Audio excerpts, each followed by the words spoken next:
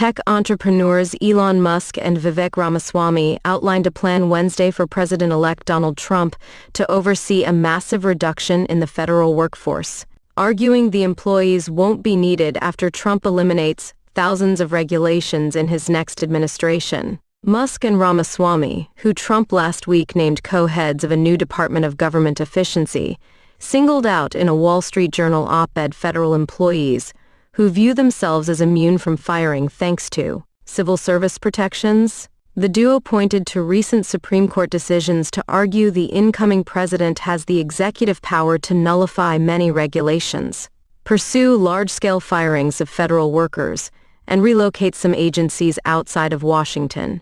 They said, a drastic reduction in federal regulations would require vastly fewer federal employees. DOGE intends to work with embedded appointees in agencies to identify the minimum number of employees required at an agency for it to perform its constitutionally permissible and statutorily mandated functions. Their op-ed reads, Musk and Ramaswamy, two loyal Trump allies, were tapped to lead the effort to dismantle government bureaucracy, slash excess regulations, cut wasteful expenditures, and restructure federal agencies.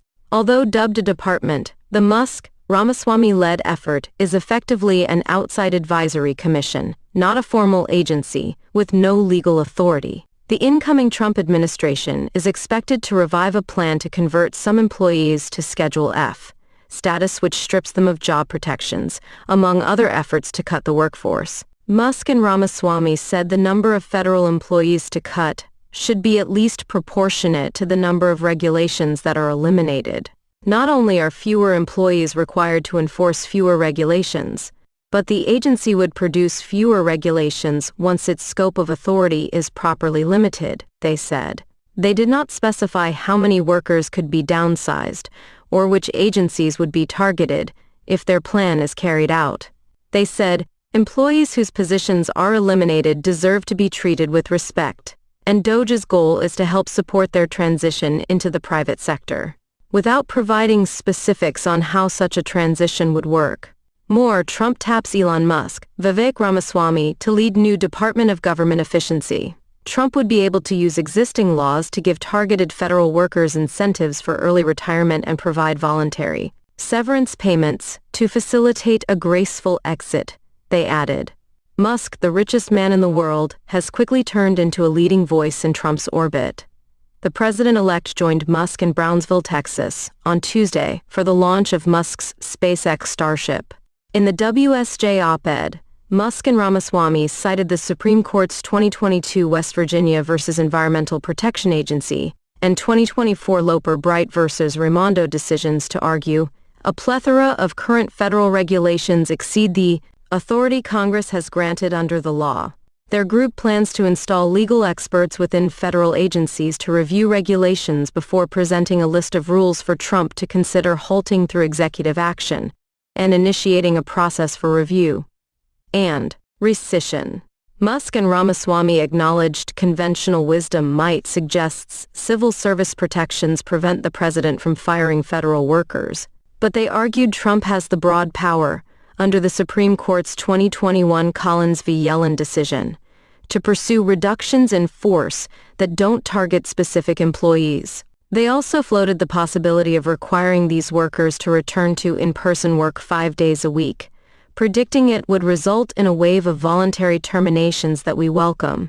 If federal employees don't want to show up, American taxpayers shouldn't pay them for the COVID-era privilege of staying home, they said.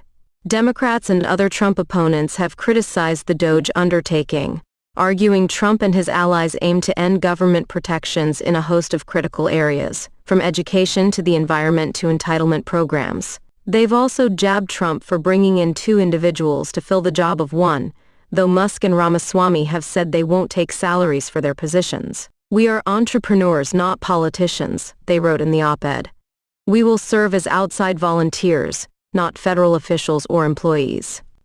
Unlike government commissions or advisory committees, we won't just write reports or cut ribbons, we'll cut costs. Trump selects Linda McMahon to lead Department of Education, which he has vowed to shutter. President-elect Donald Trump on Tuesday selected his transition co-chair, Linda McMahon, to serve as Secretary of the Department of Education, an agency he and his allies have pledged to abolish. McMahon, 76, previously served as the head of the Small Business Administration during Trump's first term, and she is the former CEO of World Wrestling Entertainment, a company she started with her husband, Vince McMahon.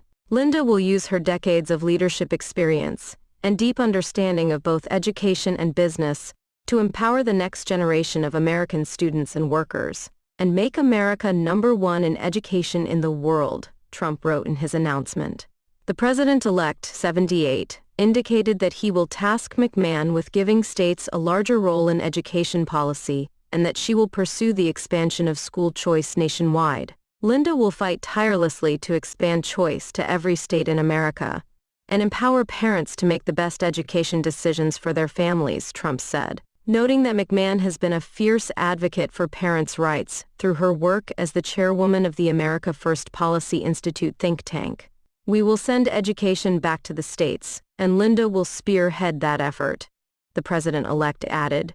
McMahon previously served for 2 years on the Connecticut Board of Education, and for more than 16 years as a trustee at Sacred Heart University in Fairfield, Conn.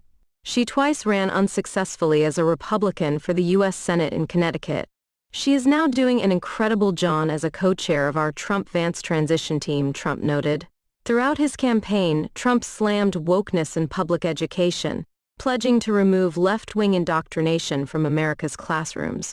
The president-elect has said he would move to cut federal money for schools pushing critical race theory, transgender insanity, and other inappropriate racial, sexual, or political content on our children. Trump has also threatened to levy massive fines against public universities, up to the entire amount of their endowment, that promote diversity, equity, and inclusion DEI initiatives. At a September rally in Wisconsin, Trump told the crowd that he is dying to get back into office to eliminate the federal Department of Education. "We will drain the government education swamp and stop the abuse of your taxpayer dollars to indoctrinate America's youth with all sorts of things that you don't want to have our youth hearing," he added.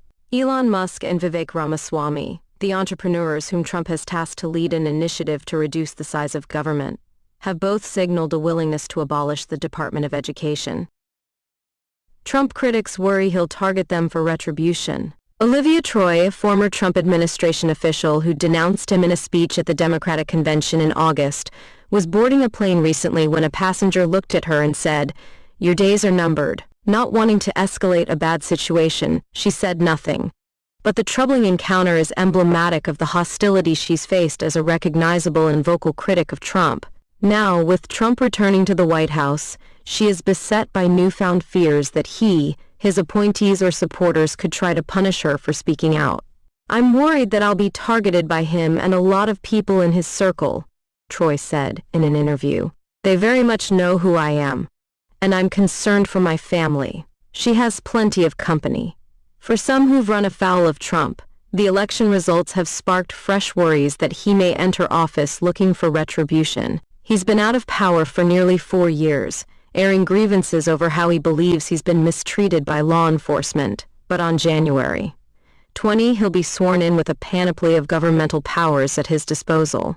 He's made no secret of who he believes has wronged him, and as president, he could upend their lives through investigations, tax audits, or courts-martial if he chose. During the campaign, Trump has made different statements about whether he might target people who've upset him. What he said can be construed in different ways. He gave a speech last year, hours after he was charged with mishandling classified documents, and said that, if elected, he would appoint a real special prosecutor to go after the most corrupt president in the United States of America, Joe Biden, and the entire Biden crime family. In February, he dismissed any concerns that he might want vengeance, saying, "My revenge will be success." He told Fox News last month in an exchange about weaponizing government against political foes, "I don't want to do that. That's a bad thing for the country. I don't want to do that. I haven't said that I would, but they have done it." In the same interview, he described Democratic reps, Nancy Pelosi and Adam Schiff, both of California, as the enemy from within, As for Jack Smith, the special prosecutor who has been investigating Trump's handling of classified documents, and his attempts to overturn his 2020 election defeat, Trump said last month he should be thrown out of the country. A spokesperson for Smith declined to comment. Rep. Jim Jordan, a staunch Trump ally in Congress, said he doesn't expect any of the prosecutors to face reprisals over Trump investigations. "I don't think any of that's going to happen because we're the party who's against political prosecution," Jordan said Sunday on CNN. "We're the party who's against going after your opponents using lawfare. None of this has a precise parallel in the modern era." President Richard Nixon had his enemies, but tended to rail against them in private. "The main thing is, the Post is going to have damnable problems out of this one," Nixon told his aides in 1972, complaining about the Washington Post's coverage. "Well, the game has to be played awfully rough." Interviews with 10 people, those who worked in the first Trump administration, lawmakers and critics among others, reveal varying levels of distress. A private attorney, Mark Zaid, said he has consulted with clients about how they can best protect themselves in a second Trump administration. He said he has advised some to leave the country before Trump is sworn in and live abroad until they have a clear sense of whether he is bent on retaliation. "I am aware of people who have already made such plans," Zaid said.